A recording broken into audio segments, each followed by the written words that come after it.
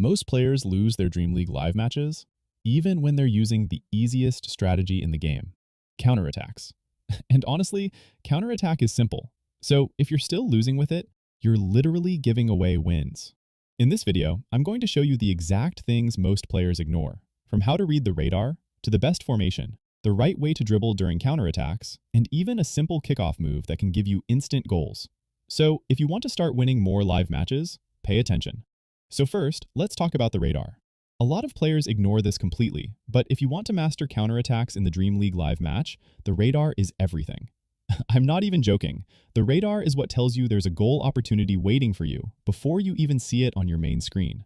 Because let's be real, your screen can't show the full pitch.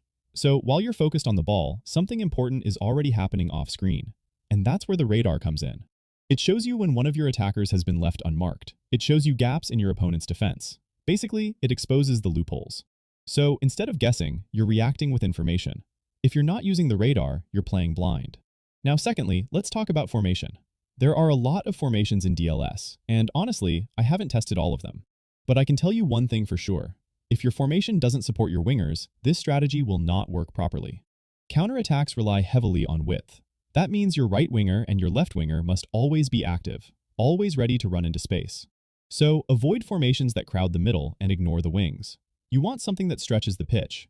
For me personally, I prefer using a 4-3-3 because it gives you 3 forwards and, most importantly, it fully utilizes both wings. And once your wingers are involved, your counterattacks become way more dangerous. Now third, what kind of players do you actually need? This one is simple: speed. You need players who can accelerate quickly and run into space before defenders react. Because counterattack is all about timing and pace. If your player is slow, the whole move dies before it even starts. And for your striker, height is very important. You need someone who can win aerial balls and finish chances easily. That's why I recommend someone like Erling Haaland. Strong, fast, and dominant in the air. That combination makes your counterattacks much more effective. Now fourth, let's talk about one of my favorite moves, the center pass lucky goal. And I'm not going to lie, this one can annoy your opponent a lot. So here's how it works. After kickoff, instead of passing the ball around like normal, you pass it just once to the nearest player. Then you move forward, directly towards your opponent. No sideways movement, just straight. Now hold the ball until the defender gets close enough to challenge you. At that exact moment, you play a short pass using the C button. Because your striker is tall, he'll most likely win that aerial ball. Now here's the important part. As soon as he controls it, tap the screen once to knock the ball into space, in the direction the defender is coming from. That defender will need a split second to stop and turn. And in that moment, you're gone.